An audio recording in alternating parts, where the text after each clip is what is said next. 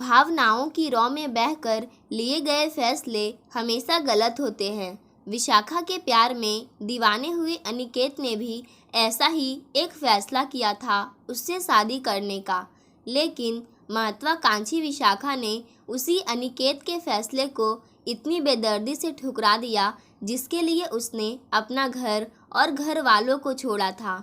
कभी कभी जीवन की सच्चाइयाँ वर्षों के फैसले को पल भर में बदल देती है।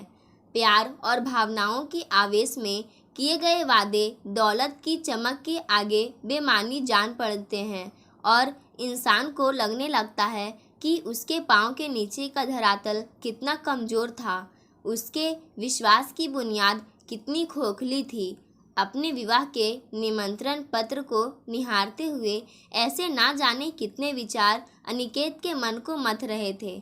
उसे याद आने लगे वो दिन जब शाम के समय वह और विशाखा सागर के किनारे रेत पर जा बैठते थे। विशाखा बार बार रेत पर उसके नाम के साथ अपना नाम लिखती, जिसे सागर की लहरें आकर मिटा देती थी। तब वह उसकी बाहों को थाम स्नेह सिक्त स्वर में कहती, आज ये नासमझ लहरें भले ही तुम्हारे नाम के साथ लिखे मेरे नाम को मिटा डाले, किंतु कल जब हम दोनों का विवाह हो जाएगा तब तुम्हारे नाम के साथ मेरे नाम को कौन मिटा पाएगा। उन लम्हों को याद कर अनिकेत के होठों पर एक विद्रूप सी मुस्कान तैर गई और वह अतीत की गहराइयों में उतरता चला गया। उस शाम लायंस क्लब में काव्य गोष्ठी का आयोजन था। कई बड़े बड़े कवि वहां आए हुए थे। साहित्य में रुचि होने के कारण अनिकेत भी अक्सर ऐसे कार्यक्रमों में जाया करता था। उस दिन एक 21-22 साल की युवती की काव्य रचना को काफ़ी सराहा गया था। शब्दों का चयन और भावों की अभिव्यक्ति के बीच सुंदर तालमेल था। कार्यक्रम की समाप्ति पर वह उस लड़की के करीब पहुंचा और बोला, आप बहुत अच्छा लिखती हैं। इतनी कम उम्र में विचारों में इतनी परिपक्वता कम ही देखने को मिलती है। विशाखा हंस दी तो वह एकटक उसे निहारता रह गया था। सब कहूँ तो आपका नाम भी आपकी कविता की तरह दिल को ठंडक पहुँचाने वाला है। वह बोला तो विशाखा फिर से खिलखिला पड़ी। उसकी खनकती हंसी ऐसी थी मानो जल तरंग बज उठी हो। उसकी सुंदर दंत पंक्तियों को देख लग रहा था मानो गुलाब की दो पंखुड़ियों के बीच में आकाश से तारे उतरकर सिमट गए हों। अनिकेत मंत्रमुग्ध सा उसे निहारता ही रह गया। उसे लगा विशाखा के रूप में विधाता ने स्वयं एक जीती जागती काव्य रचना लिख डाली थी। फिर जैसे ही घर जाने के लिए विशाखा ने बाहर की ओर कदम बढ़ाए, बादलों की गड़गड़ाहट ने बारिश की सूचना दे डाली। विशाखा घबरा कर बोली, अब मैं घर कैसे जाऊंगी? अगर आपको कोई ऐतराज ना हो तो आप मेरे साथ कार में बैठकर अपने घर चल सकती हैं, अनिकेत ने कहा। पहले तो विशाखा के चेहरे पर हिचकिचाहट के भाव उभरे, फिर परिस्थिति की मजबूरी को समझते हुए उसने सहमति में गर्दन हिला दी। अनिकेत विशाखा को उसके घर छोड़कर अपने घर लौट आया। अनिकेत शहर के सबसे बड़े ज्वेलर्स विजय सहाय का छोटा बेटा था। उससे बड़े दोनों भाई संजय और अजय बीए तक पढ़ाई करके पिताजी के व्यवसाय में उनका हाथ बटा रहे थे, किंतु अनिकेत की पढ़ने में रुचि अधिक थी, इसलिए वह अपने ही शहर के एक प्रतिष्ठित कॉलेज से एमबीए की पढ़ाई कर रहा था। शाम को वह अपनी दुकान पर चला जाता था। उस दिन भी अनिकेत कुछ ग्राहकों को आभूषण दिखा रहा था। जब विशाखा अपनी माँ के साथ वहाँ आई तो उसे देख वह प्रसन्न हो उठा। विशाखा भी उसे दुकान में देखकर हैरान रह गई थी। अरे तुम यहाँ लगता है पढ़ाई के साथ साथ पार्ट टाइम नौकरी भी करते हो, अनिकेत मुस्कुराया। ऐसा ही कुछ समझ लो। फिर उसकी माँ से बोला, हाँ तो बताइए आंटी, क्या दिखाऊं? बेटी के लिए हल्का सा हार चाहिए, अभी लीजिए। और इसी के साथ अनिकेत ने वार्डरोब से कई डब्बे निकालकर उनके सामने रख दिए। एक के बाद एक करके कई डिब्बे देखने के बाद एक लाल मोतियों के हार पर विशाखा की नज़र अटक गई। उसने उस हार को अपने गले में पहना और खुद को शीशे में निहारते हुए अनिकेत से पूछा, कैसा लग रहा है? प्रशंसात्मक नज़रों से अनिकेत ने विशाखा को देखा और बोला, आपके गले में पड़कर यह हार नहीं, जीत लग रहा है। हार से ज़्यादा सुंदर तो आपकी बातें हैं, विशाखा बोली। क्या कीमत है इसकी? किसकी, हार की या मेरी जबान की? अनिकेत हंसा, फिर बोला, 80,000 रुपये। विशाखा ने हार खरीद लिया। अनिकेत ने अपने पिताजी से कहकर उसकी कीमत कुछ कम करवा दी। विशाखा उसके हाथ से रसीद लेते हुए बोली थी, लगता है तुम्हारे यहाँ अच्छा रसूख है। अनिकेत हंस दिया था। अगली शाम वह दुकान पर जब पहुंचा तो विशाखा को वहां पहले से ही आकर बैठे देखा। वह उसके पिताजी से पूछ रही थी, आपका वह अनिकेत नाम का कर्मचारी आज नहीं आया?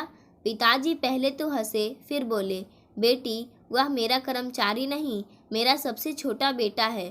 तभी विशाखा की नज़र अनिकेत पर पड़ी।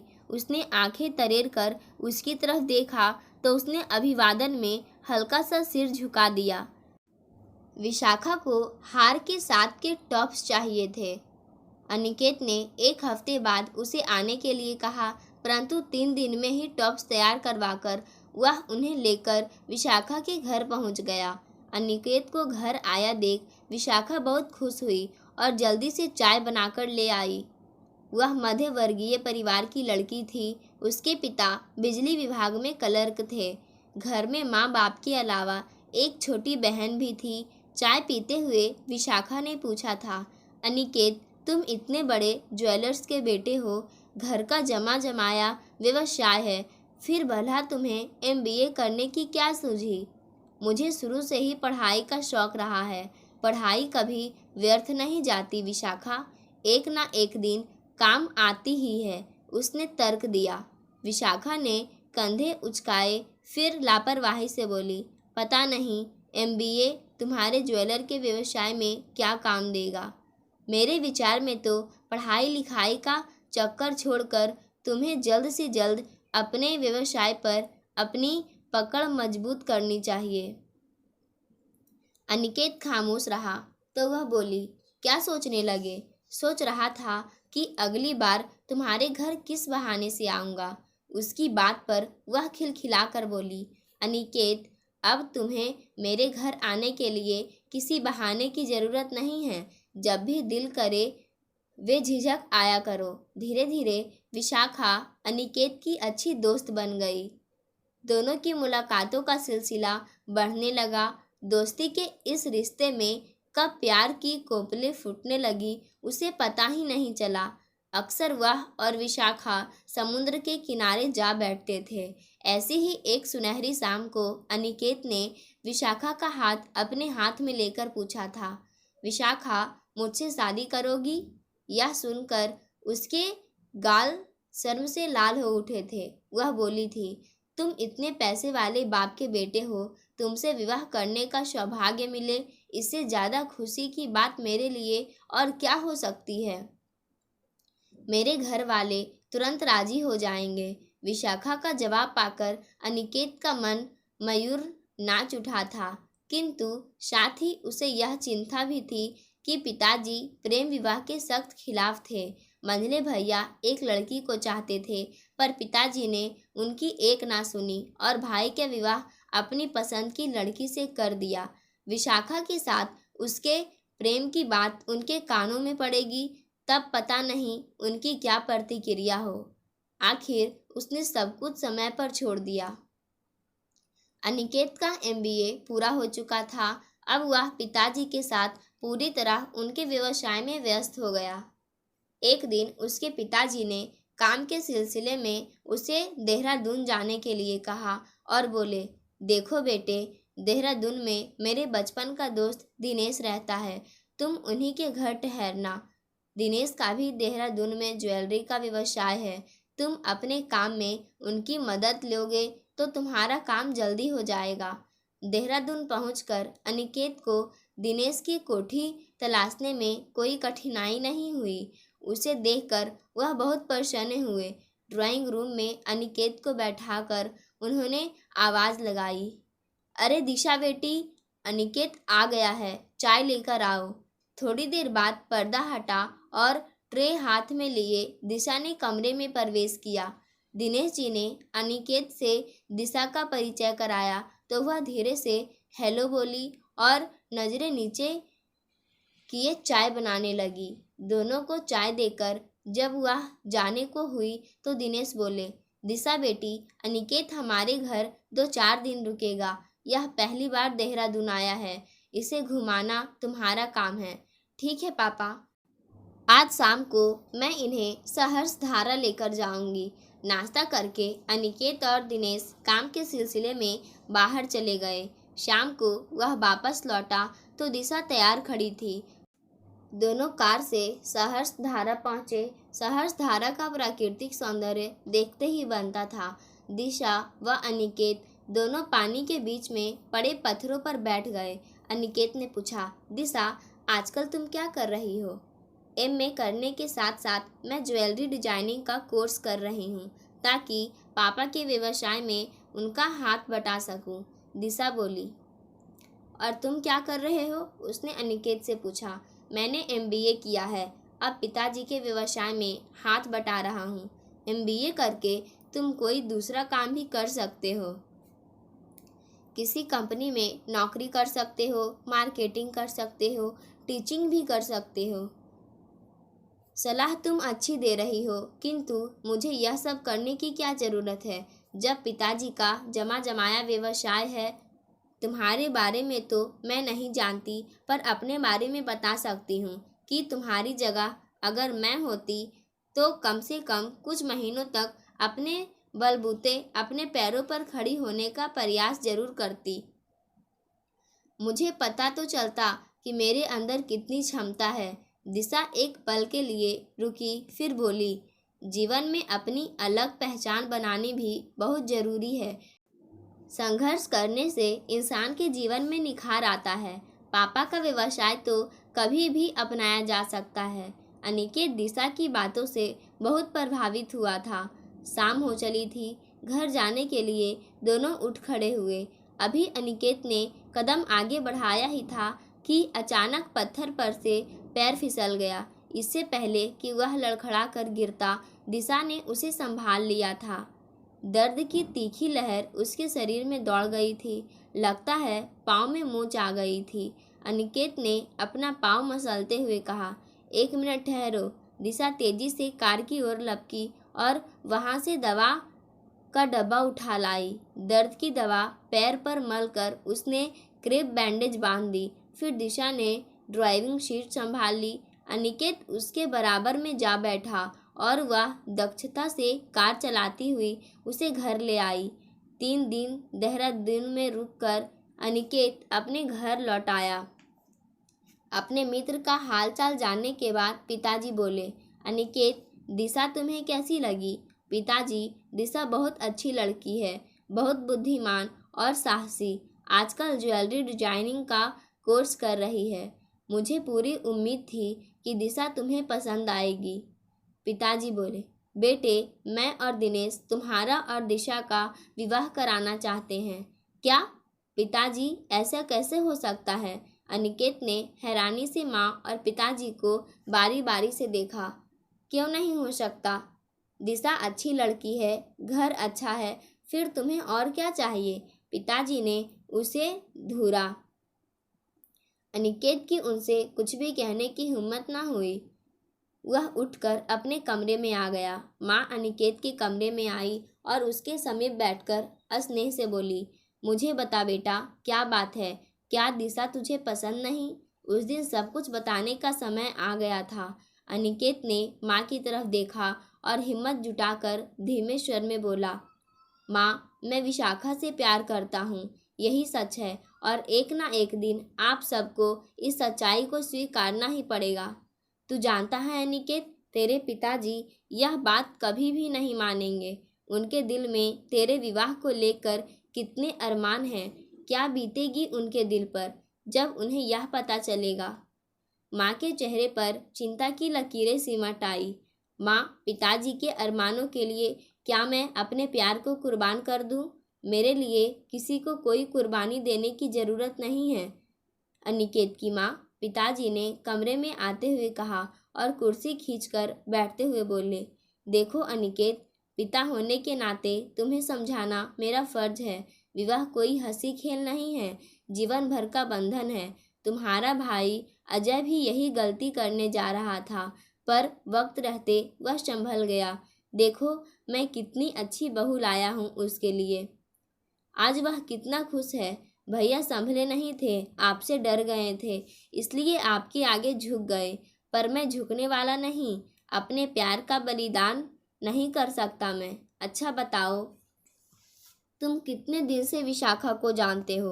अनिकेत की ओर देख पिताजी व्यंग्यात्मक लहजे में बोले, लगभग 6 माह से। धीमे स्वर में अनिकेत बोला, और मैंने दिशा को बचपन से बड़ा होते देखा है।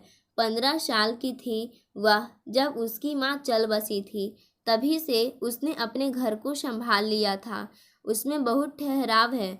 अपने पिताजी की बात बीच में काटते हुए अनिकेत बोला, आप और माँ एक बार विशाखा को देख तो लीजिए।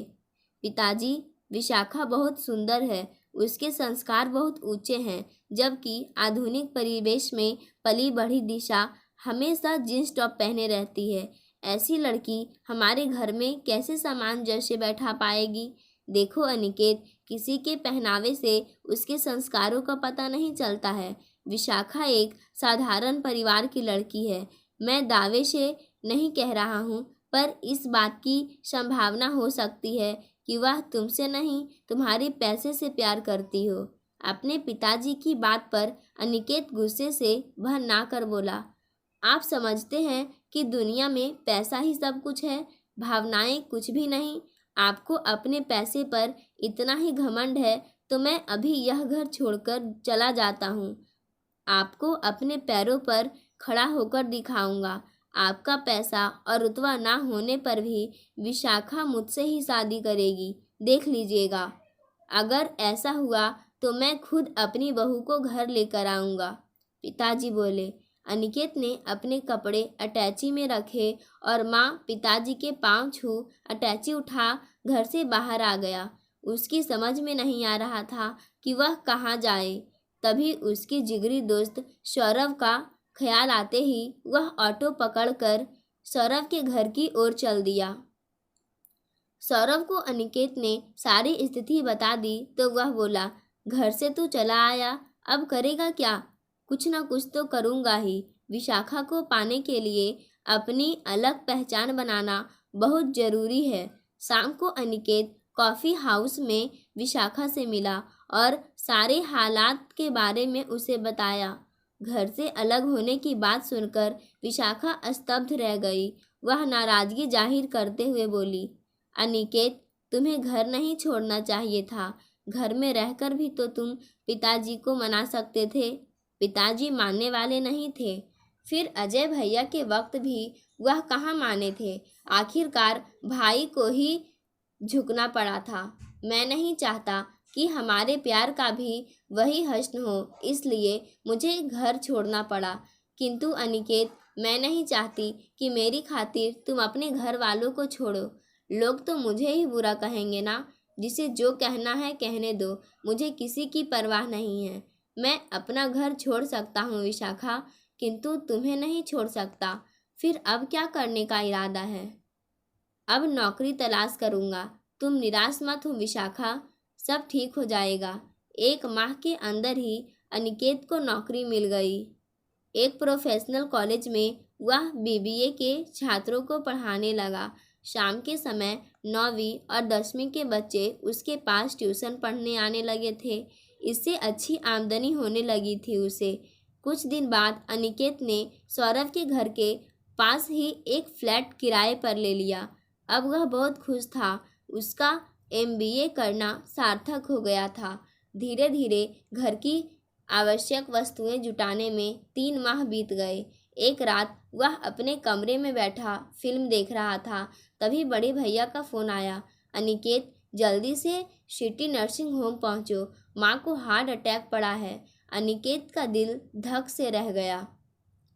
जल्दी से स्कूटर स्टार्ट कर वह नर्सिंग होम पहुंचा।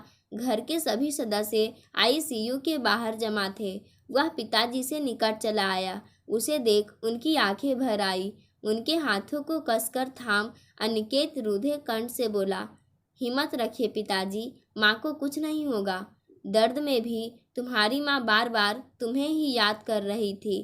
कहते हुए पिताजी फूट फूट कर रो पड़े थे। अनिकेत ने बहुत मुश्किल से संभाला। 1 घंटे बाद डॉक्टर आईसीयू से बाहर निकले। माँ अब खतरे से बाहर थी। सारी रात हमने आंखों में काट दी। सुबह नर्स ने आकर सूचना दी कि आप लोग माँ से मिल सकते हैं। पहले अनिकेत और पिताजी माँ के पास गए। अनिकेत को देख उनके चेहरे पर हल्की सी मुस्कुराहट आई। अपलक उसे देखती माँ ने धीमे स्वर में कहा, अनिकेत बेटा, तू घर लौट आ, मैं तेरे बगैर जी नहीं पाऊंगी। 1 हफ्ता नर्सिंग होम में रहकर माँ घर आ गई। माँ और पिताजी के कहने पर अनिकेत ने अपना फ्लैट छोड़ दिया और सामान लेकर घर वापस आ गया। विशाखा उन दिनों अपनी मौसी के पास गई हुई थी, इसलिए वह उसे कुछ भी नहीं बता सकता। एक शाम माँ और पिताजी के पास अनिकेत बरामदे में बैठा था तो पिताजी बोले, अनिकेत, तुम विशाखा से विवाह की बात कर लो। मैं और तुम्हारी माँ जल्द से जल्द उसके माँ बाप से मिलना चाहते हैं। अनिकेत का दिल उमंग से भर उठा। 1 सप्ताह बाद विशाखा लौटी तो वह उससे मिलने पहुंचा। उस दिन वह गुलाबी साड़ी और सफ़ेद मोतियों के हार में बहुत खूबसूरत लग रही थी। उसकी आंखों में झांक कर अनिकेत बोला था, विशाखा, अब वक्त आ गया है कि तुम दुल्हन बनकर मेरे घर आ जाओ। बताओ, मैं तुम्हारे घर वालों से कब बात करने आऊँ? अनिकेत ने उससे यह बात छिपा ली कि उनके घर वाले अब उससे विवाह के लिए राजी थे। उसने सोचा कि जब अचानक माँ और पिताजी को लेकर वह विशाखा के घर पहुँचेगा तब उसे कितनी प्रसन्नता मिलेगी। विशाखा कुछ क्षण खामोश रही, फिर बोली, पहले मैं तुमसे कुछ मांगना चाहती हूँ। बताओ, दोगे? मांगो, क्या मांगती हो? कहो तो आसमान से चांद सितारे तोड़कर तुम्हारे कदमों में बिछा दूँ। मुस्कुराते हुए अनिकेत बोला, अनिकेत, मजाक मत करो, मैं गंभीर हूँ। अब वह भी संजीदा उठा। विशाखा ने सवालिया नज़रों से उसकी तरफ देखा था। अनिकेत, मैं चाहती हूँ कि विवाह से पहले तुम अपनी नौकरी छोड़ दो और अपने पिताजी का बिजनेस संभाल लो। लेकिन क्यों? अच्छी भली नौकरी है, क्या बुराई है इसमें? अनिकेत ने हैरत से उसकी तरफ देखा। बुराई कुछ भी नहीं, परंतु सोचो, कहाँ यह 30,000 रुपये की छोटी सी नौकरी और कहाँ तुम्हारे पिताजी का करोड़ों का बिजनेस। उसमें जो शान और इज्जत होगी वह तुम्हारी इस नौकरी में नहीं होगी। और कुछ? विशाखा का चेहरा गौर से देखते हुए अनिकेत बोला, विवाह से पहले उस 2 कमरों के फ्लैट को छोड़कर अपनी कोठी में चले आओ, क्योंकि तुम्हारे घर से अलग रहने पर तुम्हारी इतनी बड़ी कोठी पर तुम्हारे दोनों भाइयों का कब्जा हो जाएगा।